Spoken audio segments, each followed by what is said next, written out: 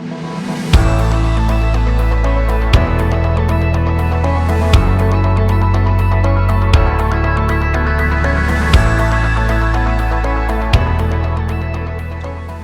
morning, world, and welcome to the Digital Evangelism Show. This is a show where we talk with different Christians from around the world about what they're doing in regards to evangelism and how they're using technology to kind of help spread the gospel in the world around them. Today, you get a 2-for-1. Normally, we just have one person on the show today, but today we have two people. We have Nick Angel from the Pleasant Plains Church of Christ in Jackson, Tennessee, and then we have Alan Siedenstrang from Florida. I did that on purpose. His name is actually Alan Siedenstrang. Is that right, Alan? Yep, that's right. He is a English teacher based out of Florida, and so we're happy to have him. He's not a preacher. He's just a lay person, but we wanted to have him on the show to talk with us. This is a show specifically today where we wanted to talk about the idea of working in groups. We talked with Shane Millard about a month and a half ago about how to use Zoom calls and how to integrate Bible classes, whether formal or informal, into that. But Alan and Nick are doing something interesting. They're actually working in tandem for a weekly Bible class. I think it's on the Pleasant Plains Facebook page. Is that right? Or do y'all use that with something else? I guess I should That would be my brother that's calling me right now. Let me go ahead and decline that. Alan was from Florida. He is from Florida, but he does live here in Jackson with us. He's actually one of the deacons of the church here at Pleasant Plains. But his wife is pregnant right now, so they've been doing a lot of their stuff in-house, and we've been doing all of our classes remotely. Yeah. So he's originally from Florida, but he made the good decision to move up to the great state of Tennessee and live here with us in Jackson. Okay. Well, that's nice. Then look at you being a team player. Yeah. So tell us a little about how y'all met. I mean, I think y'all have known each other for quite some time. You've got a good rapport, the way that y'all interact with each other on your Bible classes. How did you guys meet originally? Alan, when's your and Melanie's anniversary? Let's see, 2013. We moved up to Jackson in 2014 at the same time you did. We both came to Jackson at the same time. My wife was coming home. Her family lives here, and she grew up here in Jackson. So we were coming home, and that was the same summer that you started preaching at Pleasant Plains. So that's when we met and came together at the same time.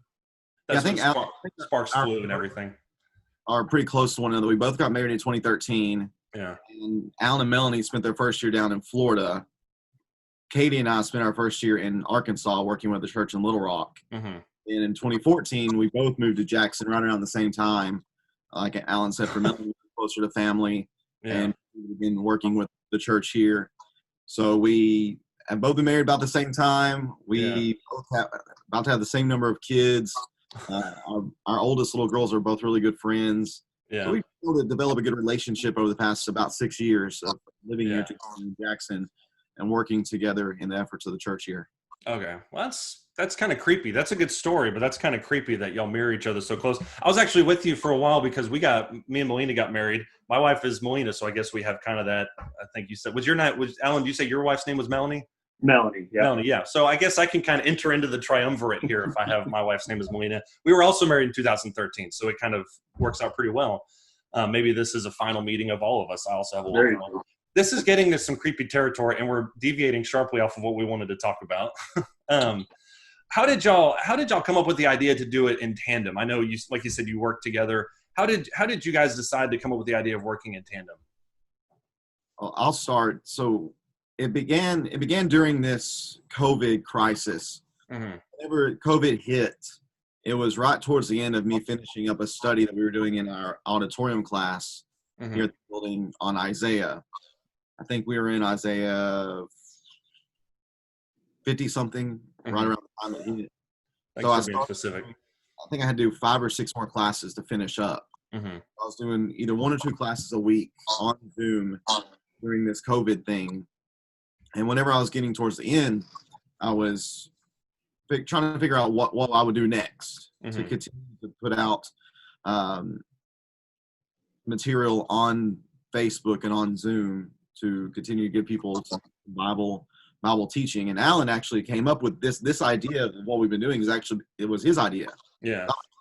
Talking back and forth with him one day about what I could do. He's like, "Hey, why don't we do this?" Mm-hmm. And Alan, why don't you just tell him what your idea was and how it came to what it is? I've thoroughly enjoyed it. I've really enjoyed loved what we've been doing. But yeah.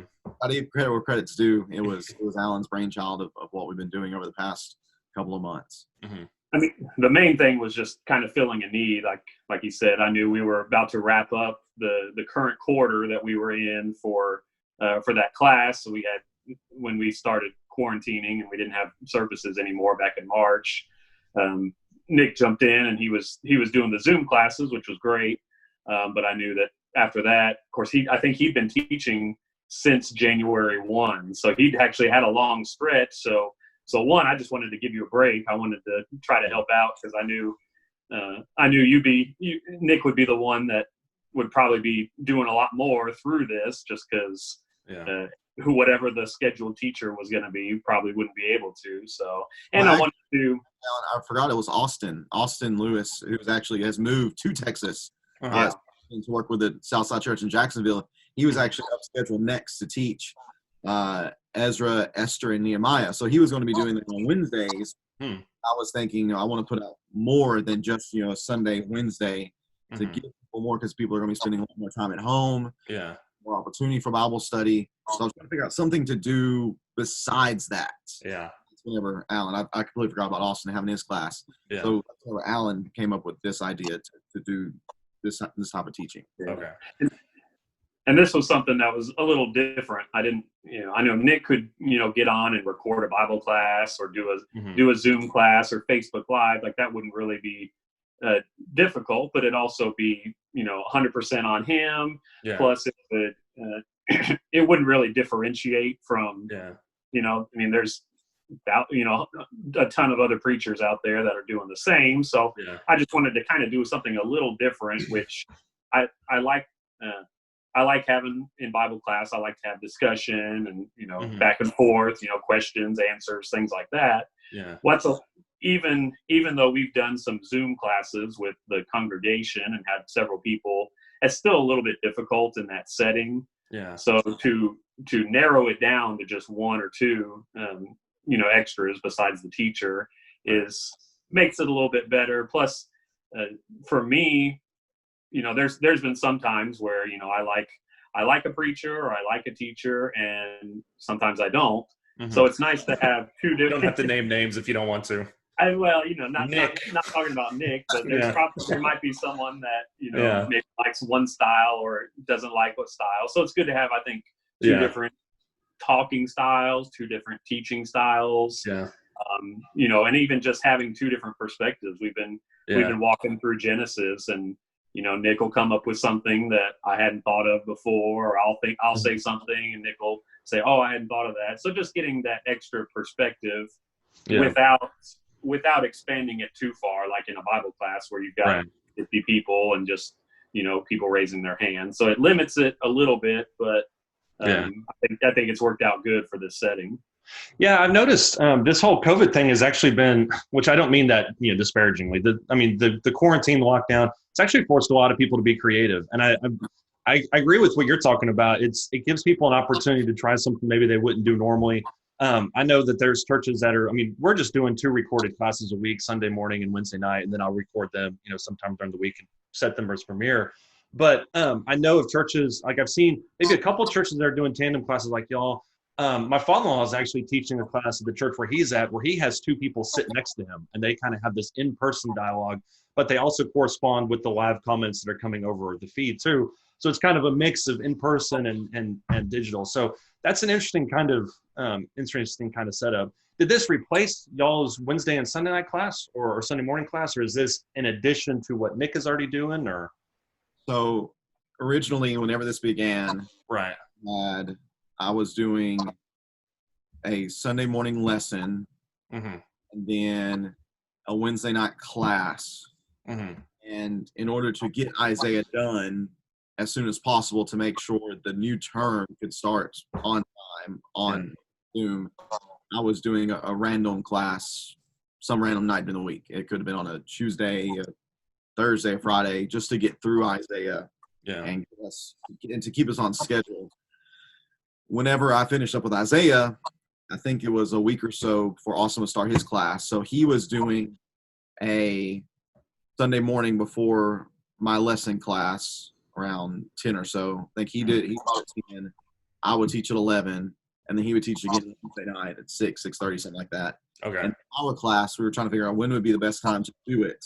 Yeah. So Alan said, well, why don't we do it on just weekdays, but not at night, do it in the middle of the day. Yeah. We've been doing our class on Tuesdays and Fridays at 3:00 in the afternoon. Okay. Just to, again, just supplement some Bible teaching time. Yeah. And consider a text that I believe is truly foundational to our faith, which is Genesis. It is the beginning of the scriptures, and it sets the tone for, I believe, the rest of the story that is found within the book of the Bible. Right. And it's just, like I said, I've really been benefited from it. It's been really good for me to go through with Alan, especially. Like Alan said, we have different perspectives. We read and listen to a lot of the same sources. A guy named Alistair Roberts has podcasts and YouTube videos on Genesis that have really helped out. I've been reading Robert Alter's translation of Genesis. That's been very helpful. Yeah. Nathan Ward has a commentary on Genesis, the growth of the seed, I believe is what it's called. That's been really, really helpful. And then Jared Saltz has some articles on different portions of Genesis that have been helpful. Yeah. We kind of read from the same things, but then also our minds are just working together to try to look through the text and break it down as best as possible. Yeah. So it truly is supplementary. It's nothing that is part of our regular teaching of the church. It is purely to supplement teaching and to give people as much Bible time as possible whenever we have, for the most part, more time on our hands than we're used to. Yeah, I noticed. And I made that comment earlier about Alan being a layperson, and I meant that as a joke. But every time I've watched y'all, which I haven't watched, a full class yet, I think I've caught 5-10 minutes here and there. It's always obvious that you know your stuff. I mean, have you preached in the past, or is this, is this something that you just dive into and do right? Like, do you teach regular classes at the church there, or what's your kind of religious background? Before Alan answers, I'm gonna give you the honest background. He's literally a professional teacher. Like every sense of it, he is a professional teacher, even more so than myself. And I have to be completely honest about that. Yeah. Alan is the existential teacher. Like, that is just who he is. Yeah. From my perspective. Well, Alan, based off of that, I'll let you have the floor now. I'll let you build on that glowing recommendation. Yeah, I've been a teacher for, I guess, in some form or fashion for over a decade at least. I mean, I've always taught Bible classes, either at church. I taught in a high school setting, just all sorts of subjects: math, history, Bible. Yeah. Taught in high school and middle school for a couple years. And then I've just always taught Bible classes, and I've preached some, but just as, like a fill-in, not as not as just at the congregation I attended, filling in here and there. So a little bit of preaching, but not much. But yeah, just mostly teaching. And then for a couple of years now, I've taught English online. So I was used to this format, teaching to a screen and having, of course, that's usually just one-on-one with a little Chinese kid. But so I was used to the technology aspect of it. I was used to that.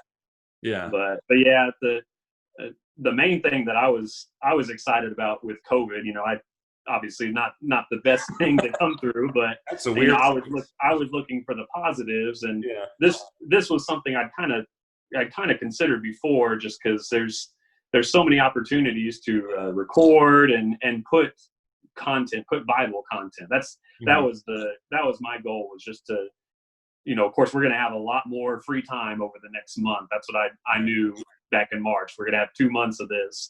We're going to have a lot of free time, so why not fill that up with some Bible studies? And I knew too that out of necessity, a lot of people that might not be looking for that, or might not be tuning in, or might not be, I'm one of those that I love looking for other preachers and Bible classes. I do that myself, but not everyone has the time or the time to do that. Well, now they're going to have the time to do that. So I saw this as a great opportunity to get this launched and get this started and just get it rolling. And even after COVID's done and we're hopefully back to normal again, I think this is something that will continue, just providing an opportunity during the day for, for whatever demographic it might be. We typically middle of the day, I'm sure we'll have, probably not the people that are working at the time, but it'll be a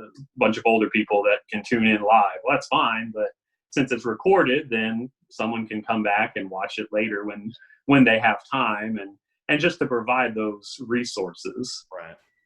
Yeah. I was going to say, some people don't have the I guess the know-how, or they don't have the skill set or the experience in studying, like some of us do that have done that for a long time. So just to have video and be able to go through it with someone, a teacher, even not even live, but just a recording, I think is pretty valuable. Yeah, I agree. That's kind of the no pun intended, the genesis of the virtual Bible summit we did a couple months ago that Nick actually taught in, which I feel like I need to owe Nick an apology for that, because I stuck you in the early afternoon slot, and I did not realize at the time that the lunch hangover is very real.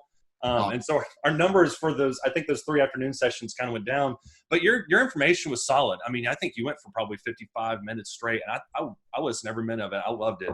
But it was kind of the same thing that Alan was talking about. People have a lot more time on their hands. They want to be able to, at the very least, have an availability of religious information. And I think you see that people are tuning in now. I want to double back to what you mentioned earlier about y'all doing it in the afternoons. Do y'all feel like that's a better time? Because I know the scriptural time obviously is 7:30 on Wednesday nights and then 9:30 on Sunday mornings. So the fact that y'all are doing it on Tuesdays and Fridays is very different. Have y'all seen that that's a significant boost in viewership, or is it, you wish you could do it some other time, but you're wanting to leave that time for other things, or what was the thinking behind that? I don't know, Alan. Why did we Was there any? I'm not really sure why. Yeah. We just kind of settled on that because it was kind of days throughout the week. I think we're flexible with our group specifically. I think it's good. If you have the scriptural times all the time, well, even like Wednesdays and Sundays, we've got a pretty good amount of like nurses that work odd hours, people that work different hours, different times. They might miss a Wednesday night or a Sunday night or something. So, so to me, I think it's good to have, I'd love to have as many opportunities as possible. If we had more people, or if we had more time, I wouldn't mind having a Bible class, at least once every day. Just have, Mondays and Thursdays be Philippians, and Tuesdays and Fridays be Genesis. And you can tune in if you can, or two, you can, just watch the recording or something. But to have different times, I think is good too. So, people, obviously not everyone's on the same schedule, so we can hit different groups, and that can be their Bible class. I think that's a good point to make, because I was going to ask you in a second about the advantage to doing it live over a premiere, but you're exactly right, or pre-recorded in any form. But you're exactly right. I mean, if you've got people that are in the work different shifts, nurses or whatever, that are usually asleep during the day, awake during the night, or whatever it is, you get a different crop of people at 3:00 on a Friday than you would at Wednesday night at 7:30. And so, how do y'all manage that? I mean, obviously that was a conscious choice to do it live. And I love when I watched your videos, I love the way that y'all keep it very casual, not disrespectful in any way, but it's very casual. You play off each other very well. What do you think is the advantage to going live as opposed to doing a pre-recorded? Is it just the comments and the interaction that you get with people, or what do you think is the advantage of that? Yeah, I'd say just the comments. We do it. There are times that we have more comments than others, depending on what we're talking about, whether it's something truly, I don't want to say controversial, but people have some ideas on it. We'll get some comments there. But it's, and to me, live just is better for me personally. If I know it's recorded, there's just a mental thing there that it just feels different. But being live to me just, again, feels more natural. And there will be some times that we'll have to do some pre-recorded. We're only out of town a couple of weeks in July, and I know that I'm not going to be able to go live that one particular week. Probably 2 weeks, honestly, so we're going to have to do recorded for those days, or we'll just change the time. for me personally, I like live better. Yeah. It works better for the way I think and operate. Yeah. I like it live too, and I like what we've done. It's not a sermon. Right. There's plenty, like I said, I'd like it to be at least a little bit different than just a recorded sermon or one person teaching a class. So I like the casualness of it. Like you said, it seems more, just, hey, let's get together for lunch and sit and have a Bible study for an hour. That kind of feel, and not as much, hey, we're having a morning sermon or something. Right. Yeah, one where people can feel comfortable contributing and interacting with each other. Yeah, I think there's great value in just in showing that you can study the Bible without it being this official type of moment. Like you have to be wearing the right clothes, have this very proper attitude and proper look about you. Now, you just open up the Word of God and read from it and make considerations from it, draw some connections in it. You can do that anywhere. And that's what I hope people can see in what we're doing, is that you don't have to be somebody special. You don't have to have some sort of official position, and you don't have to be this particular person in order to just open up the Bible and to study from it and to learn from it and allow it to shape you and mold you into what God would have you to be. I really appreciate that about Alan, and that he does in such a way that's inviting. Yeah. And I want to be inviting in our Bible study.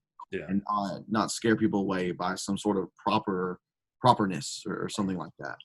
You do have to, though, as anybody who's watching this right now will notice, you do have to have a stack of 7 Bibles behind you before you can adequately prepare for Bible study. So if you don't have a stack of Bibles or crafting supplies, then you're just not equipped to study the Bible, obviously. You need to be disorganized. Yeah. Straight up honestly, just disorganized. That's the only way to roll. Luckily, you can't see my desk, or else you'd see the exact same thing. At least you guys have a desk. I've just got the kitchen table. Our priorities. We have one spare room, and that entire room is a craft room, and I get the kitchen table because that's the priority in our family. I'm not going to comment on that because once again, that's why I'm sharing my office with the craft room, is because of that same reason.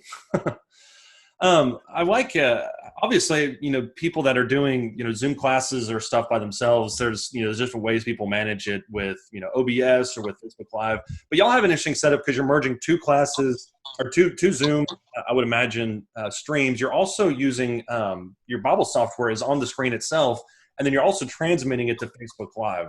So walk us through your hardware software setup just real briefly. I mean, what would you do? How do you set something like that up? What do y'all use? So it's actually evolved over time. I originally was using a program called Ecamm. Okay. That was just a program I found. I wasn't using Zoom initially. That tells me you're a Mac user, though. Yes. Yeah. I am a Mac user. Yeah. So the Ecamm thing worked out best to begin with. Mm-hmm. And then one day we were trying to get it going. It just wasn't working. Like we couldn't figure out what the deal was. There was some glitch. Mm-hmm. So he's like, hey, just actually I remember now. So we were using Ecamm and Skype, using those together on my secondary screen, broadcasting on what people saw. And there was something wrong with Skype one day. Skype just wasn't rolling. He was like, hey, why don't you try Zoom? So I got on Zoom, and it just flowed so much smoother. The way that Zoom automatically allows me to share my screen and puts the little picture box in the corner, it just looked so much better, ran so much smoother than what I was doing with Skype and then my Olive Tree Bible software. It was just Zoom was much smoother. Out of necessity, we were forced to go there, and once I saw the superiority of it over what I was doing, I was like, hey, we're going to stick here. I'm more than happy to pay the money for this. It looks better than what we had originally. Yeah, for sure. Alan, do you use anything with Zoom, or do you just hop on the Zoom call with Nick and y'all go to work? Or yeah, that's been the easiest one, since he's the one that's kind of sharing it to Facebook Live. He just gives me a Zoom, and I join the call. Is all we do. Yeah. Okay. Well, that sounds easy. It looks. I know a lot of people use a lot of different things. I've heard of Ecamm. I know of Restream. There's a whole bunch of those type of, and not recently. I mean, there's several recent ones, but those things have been around for a while and they're very tested. But yeah, if Zoom works best and you can get it for $12 a month, you can't beat that price for anything. So the simpler, the better. What kind of advice do you think you would give to somebody, whether you're talking to people who have been friends for a while, like y'all have, or you're talking about people who are wanting to start some kind of tandem class? I talked with Shane Miller about doing something with him, on that kind of format. Nothing ever eventually happened out of that, because obviously he doesn't like me. But what advice would you give to somebody who is wanting to set up a tandem class, either with somebody that's close to, or like somebody from the church there? What kind of advice would you give? Because y'all have a good rapport. You've been at it for a while, but somebody new may be kind of nerve-wracking. Go ahead, Alan. What you think? I would just say do it. Probably our first early classes were a little bit rougher, just kind of learning how to. There are some kinks in just learning kind of the delays on Zoom. Right. Eventually, I think I'd like to move it to when we're not quarantining and separate. I'd like to just get together in the same room and then just almost have a sportscaster and color commentator kind of thing going on, which is that was really my initial vision, but this has been good for right now. But so there's going to be little kinks like that, just learning how to a little bit, the delays and not talking over each other and all that. But you get used to it. You start, and the way we treat it, again, we try to keep it as casual as possible. We're just two guys sitting at lunch, at Starbucks having a Bible study and recording it. So that's, if you keep it that way and not try to, it's not going to be perfect. It's not going to be, it's not going to be the smoothest thing, not as smooth as actually being together, but it can still be very valuable. And like I said, the main thing is just having content up. And there's just so much attention for our, so much to grab our attention out there, videos, Netflix, everything. So to have something like this as an alternative, and I like having it at a certain time, because that's something you can at least look forward to. Right. Or even if you can't, something you can maybe plan a little bit of schedule around. Yeah. I don't think it would work as well if we were just, tossing new videos up all the time. Yeah. So that's why I like the live aspect, but then it's flexible enough to, people go back and watch the recording. I think eventually we'll probably gather all the recordings and put it on YouTube and have it all in one place. So that'll be a good resource to go back and binge watch eventually, hopefully. Binge watch the Nick and Alan show. Yeah. Right. You can stick in a playlist. I know you can do that on Facebook too, but I think that's a great resource to have for sure. Yeah. So actually, Brady, Shane and I are going to a conference together in July, and our families are actually renting an Airbnb together for the week. So I will do my best that week to be some sense into Shane, to get him to see just how good you are, how nice you are, and how great of a partner you'd be, so that maybe he'll soften up and actually, work. if you could just beat Nick or beat Shane anyways, I'm sorry, this is recorded. We might have to do that. He's actually one of my oldest friends. I was in his wedding, he was in mine, but yeah, I've seen the pictures. I have. Yep. Yeah. I've seen the pictures. Yeah. So whenever it comes to Alan and I, as he talked about, there is a kind of a filling out process, trying to figure out how we're going to work together. Just to begin with, we're good friends, and we just interact really well with one another. Our personalities complement one another. So whenever we're going into this, in our minds, we're thinking this can work, because we could just imagine us working together and it going well. The reality is that there's some people that I would not be able to work well with. It's just how it goes. Like Shane. Everybody is complementary and going to be able to work well together with one another. Mm-hmm. Initially, the way we were doing it, and just for those who don't know what we've been doing is a series called Walking Through History. And there's a play on the word history, and in the title and the way we're framing this study. It's not just history, but it's also his, being God's story. Mm-hmm. We've been doing that through Genesis, because Genesis is a historical narrative, we believe. We believe that it records things that truly took place in the past. So initially in the study, what we were doing is, as we were going through the sections, he'd take a section, I'd take a section, he'd take a section, I'd take a section.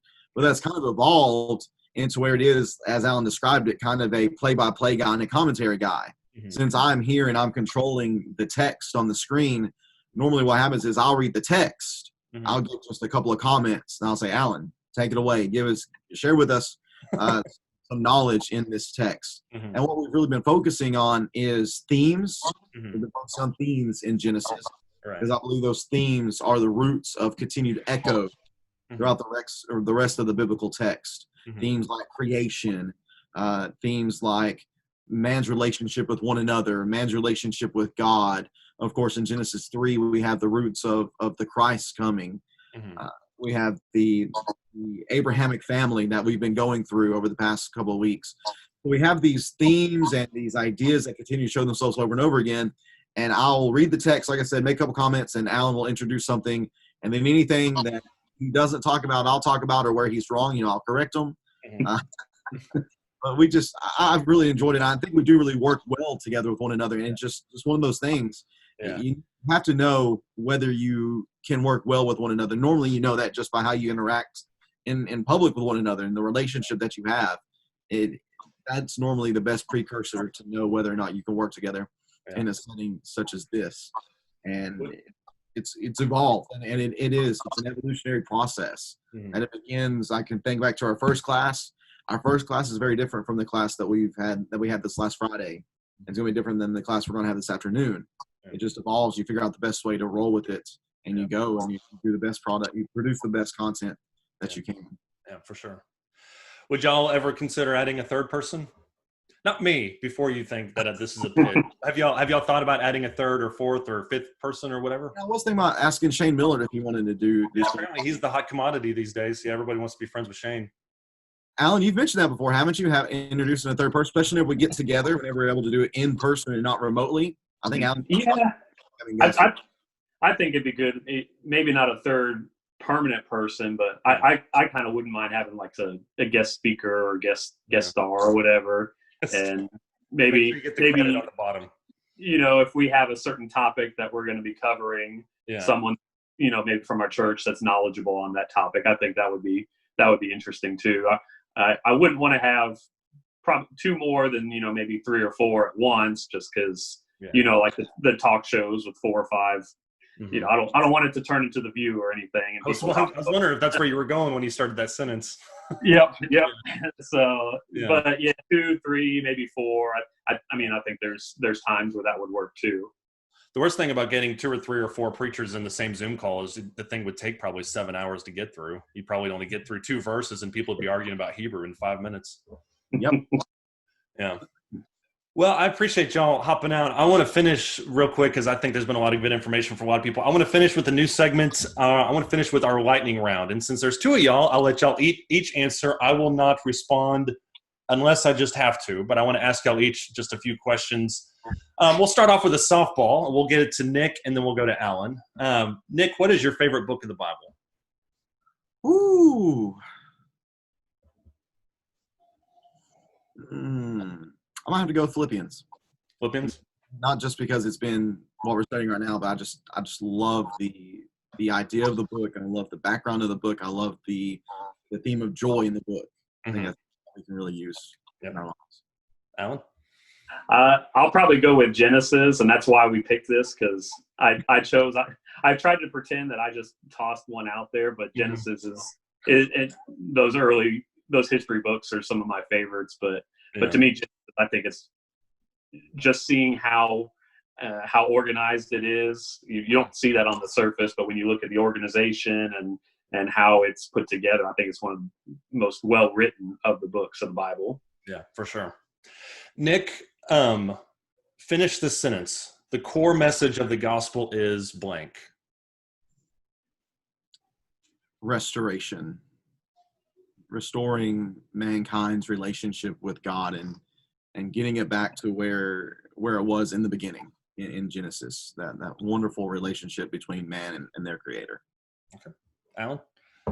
I'd say God's promises. If he says something, whatever he promises, we've seen throughout the text of the Bible that it gets fulfilled, and the ones that haven't been fulfilled yet will be. So his promises will be fulfilled at some point. Nick, when is it appropriate to pray imprecatory prayers? Oh man. For those who don't know, imprecatory prayers are the ones where you cast judgment and doom on people, if I'm remembering that right.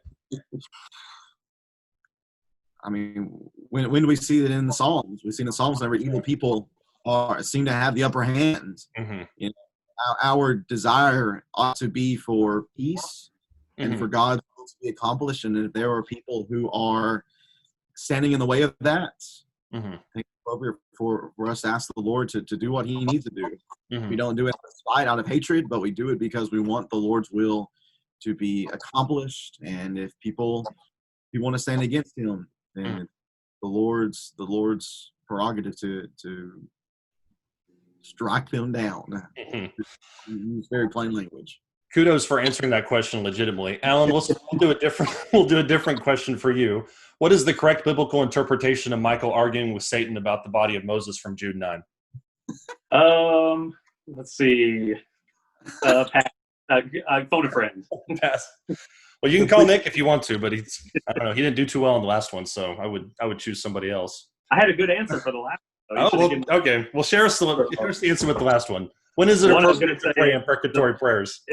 The Bible says pray without ceasing. So as long as there's a need for imprecatory prayers, we should be praying imprecatory prayers. I was really hoping one of y'all would start naming names, and this is just such a bust. The important time is whenever they cut you off in traffic. That's when it's appropriate. We'll do two questions, one for each of y'all, different one. Alan, we'll start with you. What one tip do you have for evangelism? Just do it. I mean, I think we tend to overthink things and we worry. We think we don't have enough skills, or we don't know, or we have all these reasons not to, or there's COVID, there's it's this, no one believes, all those excuses. But you just got to do it. Just cast the seed and let God give the increase. Yeah, perfect. Nick, what one thing do you wish people knew about preachers? That we're people too. And in all honesty, that we are people too. Every single issue that you have, we have. Every struggle that you have, we have. Yeah. You words that would hurt your feelings, they hurt our feelings. Yeah. And the things that lift you up, they lift us up too. Just very simply, preachers are people too. That's good. I like that. All right. That's all for the lightning round. Do either of y'all have a final word that y'all would like to share about either working in groups or working in a tandem class or evangelism in general, something you'd like to share with everybody that's watching? Just one final word. If I could just say that what we're doing in this teaching together, I think is a very biblical concept. You go to Ecclesiastes, two are better than one, and even a third makes you all the more strong. Think about Jesus, whenever he sent his disciples to teach, he sent them out in pairs, whether that be the 12, whether that be the larger number.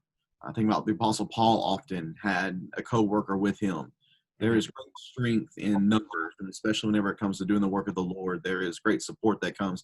And as Alan said, though this is still work, studying for this study that we're doing, there's a number of podcasts that we listen to, a number of resources that we read. Having someone there with you, it eases the load so much more to know that you don't have to carry it all by yourself. That if there is something that you forgot, since we do often read the same resources, listen to the same resources, if I miss something, Alan usually picks me up, and as he's saying, like, I forgot about that part. That's a great point that he's bringing up. Yeah, working with someone is invaluable. Yeah, and I would really encourage people that if you're a Bible teacher and you feel like you're struggling, if you feel tired and yet you still want to teach, find someone to teach with you, find someone that can help carry that load. It has been just so valuable in my life, and it's been a true joy. It's been a real joy to work with Alan and to see the fruit of what we've been able to produce together. Yeah, good. I like that. On the flip side, you said I'm a lay person. I'm not a preacher. I'm one of the deacons there. So I think I saw it as a responsibility too. I think we tend to see our preacher, we expect him to do all the Bible classes and do all of this himself. Well, I don't see that as just his responsibility. I think it's my responsibility, not just as a deacon, but as another member of the group there. Mm-hmm. So I saw it as, this is my chance to one, help Nick out too, because I know that there are people that are going to see this as his responsibility to do all the Bible classes or all the teaching or, do all of this himself. So I think it's good for those of us that are not the preacher. Not, most, probably 90% of preachers are the only preacher of their congregation. So like Nick said, two are better than one. Yeah. So why does it have to be two preachers? Why can't it be a preacher and his friend? All of us can, if we have some ability, not everyone can do this like I can or have that experience. But if you're teaching Bible class, you can, join in on a Zoom class, or you can, probably more people than realize can, put some videos together about a biblical topic or something. So, so I just because. Don't just assume that it's the preacher's responsibility. I think all of us should be involved with stuff like this. Yeah.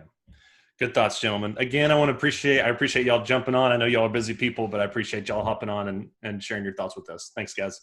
Of course. Thank you, Brady. Appreciate it.